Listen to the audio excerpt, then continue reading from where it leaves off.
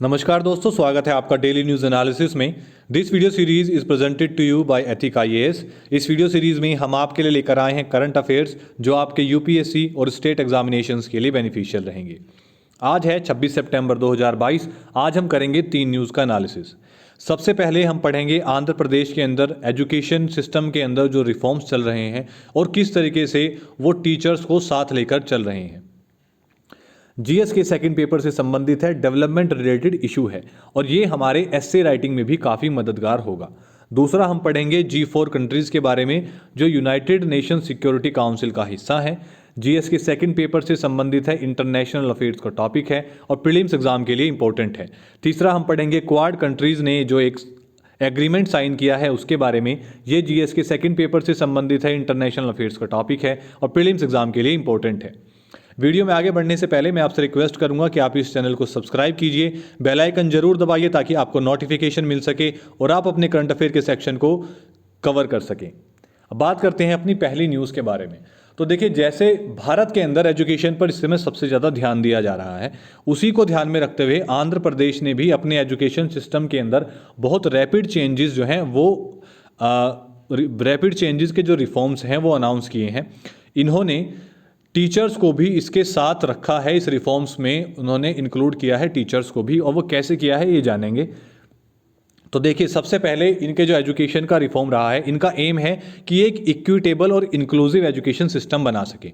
Equitable का मतलब है कि जो पढ़ाई इनके सरकारी स्कूलों में हो रही है उसकी क्वालिटी हो, वो क्वालिटी एजुकेशन रहे और कंपैरिजन जो प्राइवेट स्कूल चल रहे हैं। क्योंकि देखिए, जितने भी सरकारी स्कूल के अंदर आने वाले बच्चे हैं वो बहुत गरीब तबके से हैं, वो एजुकेशन अफोर्ड नहीं कर सकते, इसीलिए उनके पेरेंट्स उन्हें गवर्नमेंट स्कूल्स के अंदर भेजते हैं। तो ये चाहते हैं कि जितने भी बच्चे हैं ये इंश्योर हो सके कि उन्हें क्वालिटी एजुकेशन मिले। अगर उस एजुकेशन को हम प्राइवेट स्कूल से भी कंपेयर करें तो वो बिल्कुल भी लैक ना करें। दूसरा, जो ये पढ़ाई है, इस क्लास का जो एनवायरनमेंट है वो एक इंक्लूसिव क्लासरूम एनवायरनमेंट बन सके। मतलब जो भी बच्चे पढ़ाई कर रहे हैं वो उससे रिलेट कर सकें कि वो क्या पढ़ रहे हैं और वो उन्हें किस तरीके से मददगार हो सकता है। दूसरा, जो पार्टिसिपेशन है लर्निंग प्रोसेस के अंदर वो एक्टिव रहे बच्चों का। मतलब अगर वो किसी भी चीज़ के बारे में पढ़ रहे हैं, वो अगर पेड़ के बारे में पढ़ रहे हैं तो वो पेड़ उनके सामने हो और वो इस तरीके से समझ सके कि ये पेड़ फोटोसिंथेसिस अगर करता है तो कैसे करता है। तो इस तरीके का जो पार्टिसिपेशन है वो एक्टिव पार्टिसिपेशन बनाया जा सके, इस पर काम कर रहा है। दूसरा, इस रिफॉर्म्स के जो ऑब्जेक्टिव हैं वो क्या हैं? देखिए, ये चाहते हैं क्रिटिकल थिंकिंग को बढ़ावा देना। इस समय हमारे स्कूलों के अंदर जो सबसे ज़्यादा ध्यान दिया जाता था वो दिया जाता था कंटेंट रिटेंशन पर। दिया जाता था नहीं, बल्कि अब भी दिया जाता है कि बच्चों को जो कॉन्सेप्ट्स हैं वो रटवाए जाते हैं, समझाए नहीं जाते। बच्चों को ये नहीं बताया जाता कि अगर कोई प्रॉब्लम आती है तो आप उसको किस तरीके से सॉल्व कर सकते हैं या आपको किस तरीके से सोचना है कि जो प्रॉब्लम है वो ज़्यादा जल्दी से सॉल्व हो सके। दूसरा, जो प्रॉब्लम सॉल्विंग एबिलिटीज़ हैं वो बच्चों के अंदर बिल्ड की जा सके। अब देखिए, ये चाहते हैं कि एक होलिस्टिक लर्निंग प्रोसेस बनाया जा सके। अब ये होलिस्टिक लर्निंग प्रोसेस का मतलब क्या है कि जो लर्निंग प्रोसेस है उसको ज़्यादा से ज़्यादा एक्सपीरियंशियल बनाया जा सके। जो भी चीज़ें बच्चे पढ़ रहे हैं उसको वो एक्सपीरियंस भी कर सके, ताकि जो एक उस सब्जेक्ट की समझ है वो ज़्यादा से ज़्यादा विकसित हो सके, चीज़ों को इंटीग्रेट किया जा सके। ऐसा नहीं है कि अगर कोई मैथ पढ़ रहा है तो उस मैथ का इस्तेमाल फिजिक्स में या केमिस्ट्री में नहीं होता। सारे सब्जेक्ट्स इंटर रिलेटेड हैं, तो उन सबको इंटीग्रेट कर पढ़ाया जा सके। जो बच्चों के अंदर एक इंक्वायरी ड्रिवन, मतलब सवाल पूछने की जिज्ञासा बनाई जा सके, और जो चीज़ें पढ़ाई जा रहे हैं उसको थोड़ा मज़ेदार और एन्जॉयबल बनाया जा सके, ताकि बच्चों को पढ़ते समय बोरिंग महसूस ना हो। क्योंकि अगर बच्चे पढ़ाई को एंजॉय नहीं करेंगे तो जो ड्रॉप आउट रेट है वो बहुत ज़्यादा बढ़ जाएगा, जो पहले ही काफ़ी ज़्यादा है। दूसरा, इसके अंदर एक ऐप बेस्ड अटेंडेंस सिस्टम बनाया गया है, जिसमें जो टीचर्स हैं पूरे स्टेट के अंदर एक ऐप बनाई गई है। उस ऐप के अंदर सभी टीचर्स अपनी अटेंडेंस को भी रिकॉर्ड करेंगे, गवर्नमेंट स्कूल्स के जितने भी टीचर्स हैं। उसी के साथ साथ इसके अंदर ये भी अपडेट किया जाएगा कि बच्चा स्कूल के अंदर आ गया है और बच्चा स्कूल से चला गया है। अब जैसे ही बच्चा स्कूल के अंदर पहुंचता है, एक एसएमएस पेरेंट्स को भी भेजा जाएगा कि आपका बच्चा स्कूल आ चुका है, और जैसे ही बच्चा स्कूल से निकलता है एक एसएमएस पेरेंट्स को दोबारा भेजा जाएगा, ये जानकारी देने के लिए कि उनका बच्चा स्कूल से निकल चुका है।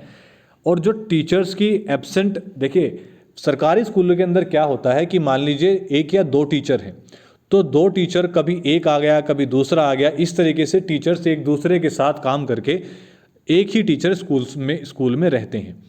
सभी टीचर्स ऐसा नहीं करते, लेकिन अक्सर ऐसा होता है। तो इन सब प्रॉब्लम्स को सॉल्व करने के लिए इन्होंने क्या किया है कि जब एक ऐप बेस्ड टीचर्स की अटेंडेंस लगाई जाएगी तो इससे इन चीज़ों को टैकल किया जाएगा और जो टीचर्स की एब्सेंट रहने की आदतें हैं वो भी ख़त्म होंगी। इसी के साथ साथ अब इसके अंदर क्या इश्यूज आ रहे हैं, देखिए इन्होंने क्या किया है, इस स्कूल रीस्ट्रक्चरिंग प्रोग्राम के अंदर जो प्राइमरी स्कूल है उसको हाई स्कूल के साथ मर्ज कर दिया है, जिससे कहा जा रहा है कि हो सकता है कि स्कूल का जो ड्रॉप आउट रेट है वो बढ़ जाए, हो सकता है।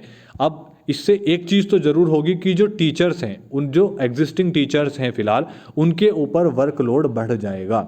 अब क्योंकि पहले ही टीचर्स की कई पोस्ट, बहुत सारी जो वैकेंसीज़ हैं वो खाली पड़ी हैं, टीचर्स वहाँ पर रिक्रूट नहीं हो पाए हैं, तो जो एग्जिस्टिंग टीचर्स हैं उनके ऊपर ही वर्कलोड बढ़ेगा। दूसरा, जो टीचर्स हैं उनका कहना है कि स्कूल एजुकेशन डिपार्टमेंट उनसे कह रहा है कि आप एक फेस रिकॉग्निशन ऐप डाउनलोड कीजिए और इसके थ्रू आप अपनी अटेंडेंस डेली रिकॉर्ड कीजिए। अब टीचर्स का कहना है कि अगर हम किसी फेस रिकॉग्निशन ऐप से अपनी अटेंडेंस को रिकॉर्ड करेंगे तो इससे हमारी वर्चुअल सिक्योरिटी को भी थ्रेट हो सकता है। हमारी इंफॉर्मेशन को कोई ऐप है वो बेच सकती है या अपने पर्सनल बेनिफिशियल यूज़ के लिए यूज़ कर सकती है। अब देखिए इसके अंदर ये जो पार्ट ऑफ रिफॉर्म है, इसके अंदर ये ध्यान दिया गया है कि जो टीचर्स हैं वो सेंट्रल पार्ट होते हैं किसी भी एजुकेशन सिस्टम का, तो वो लेफ्ट आउट फील ना करें। तो इसीलिए उनके लिए भी इस एजुकेशन सिस्टम के अंदर कई सारी चीज़ें लाई गई हैं। दूसरा, एक उन सबसे बेहतर चीज़ जो लाई गई है वो ये है कि इसके अंदर टीचर्स के लिए काफ़ी इंसेंटिव्स हैं ताकि वो इस एजुकेशन को ज़्यादा से ज़्यादा इफेक्टिव बनाया जा सके और वो खुद भी मोटिवेट रहें।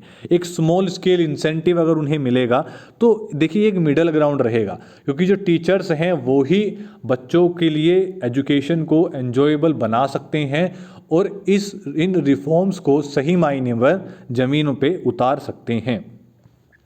अब बात करते हैं अपनी दूसरी न्यूज़ के बारे में।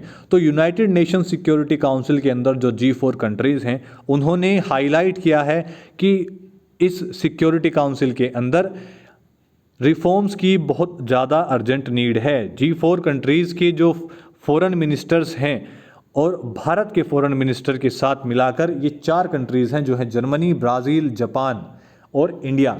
इन्होंने अभी इन रिफॉर्म्स के अर्जेंट नीड्स की डिमांड की है। इसी के साथ साथ इन्होंने किन चीज़ों पर मेन फोकस किया है, देखिए सबसे पहले तो इन चारों कंट्रीज़ ने एक दूसरे को सपोर्ट दिया है कि हमें यूनाइटेड नेशन सिक्योरिटी काउंसिल का एक परमानेंट मेंबर बनाया जाए। दूसरा, इन्होंने कहा है कि जो अफ्रीकन नेशंस हैं उनका रिप्रेजेंटेशन होना चाहिए यूनाइटेड नेशंस की काउंसिल के अंदर, क्योंकि उनका जो इस समय अफ्रीकन कंट्रीज़ हैं वे काफ़ी ज़्यादा कम है, उनका रिप्रेजेंटेशन काफ़ी कम है। तो इन कंट्रीज़ ने अफ्रीकन कंट्रीज़ को अपना सपोर्ट दिया है और उन्हें परमानेंट या नॉन परमानेंट कैपेसिटी की काउंसिल बनाने के लिए इंक्लूड करने के लिए कहा है यूनाइटेड नेशन सिक्योरिटी काउंसिल को। अब उन्होंने जो अर्जेंट रिफॉर्म्स की नीड के बारे में कहा है वो इसलिए कहा है क्योंकि इस समय जो ग्लोबल इश्यूज़ हैं वो काफ़ी ज़्यादा बढ़ रहे हैं। दूसरा, वो कॉम्प्लेक्स होते जा रहे हैं, वो सभी इश्यूज़ जो हैं वो इंटरकनेक्टेड हैं। ऐसा नहीं है कि अगर यूरोप के अंदर क्राइसिस आ रहा है तो उसका इफेक्ट अमेरिका पर या भारत पर या एशियन कंट्रीज़ पर नहीं पड़ेगा। तो सभी जो आज के समय पे ग्लोबल इश्यूज़ हैं वो कॉम्प्लेक्स होते जा रहे हैं और सभी कनेक्टेड हैं एक दूसरे से। तो इन्होंने इसके रिगार्डिंग भी एक जॉइंट प्रेस स्टेटमेंट दी है।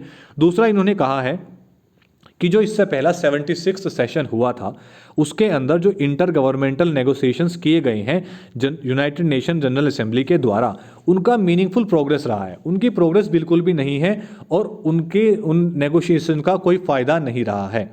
अब उसी समय 76 जनरल असेंबली के जो प्रेसिडेंट थे उन्होंने G4 एक रिकमेंडेशन दी थी जिसके अंदर उन्होंने कहा था कि हमें धीरे धीरे टेक्स्ट बेस्ड नेगोशिएशंस पर आगे बढ़ना चाहिए, जिसे G4 मिनिस्टर्स ने वेलकम किया है। उन्होंने कहा है ये काफ़ी अच्छा स्टेप होगा।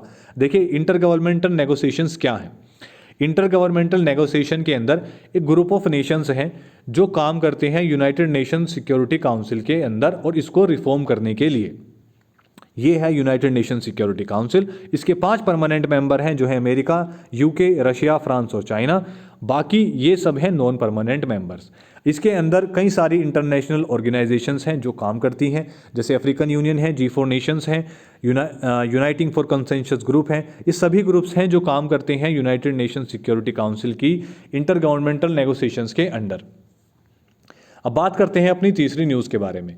तो देखिए, जो फॉरेन मिनिस्टर्स हैं क्वाड ग्रुप कंट्रीज़ के, इन्होंने साइन किया है यूनाइटेड नेशन जनरल असेंबली के अंदर एक पार्टनरशिप के लिए, जिसके अंदर ये ह्यूमैनिटेरियन असिस्टेंस प्रोवाइड करवाएंगे और डिज़ास्टर रिलीफ प्रोवाइड करवाएंगे एक दूसरी कंट्रीज़ के लिए, क्वाड कंट्रीज़ के लिए, बेसिकली एक दूसरे के लिए। अब क्वाड कंट्रीज़ के अंदर कौन कौन सी कंट्रीज़ हैं?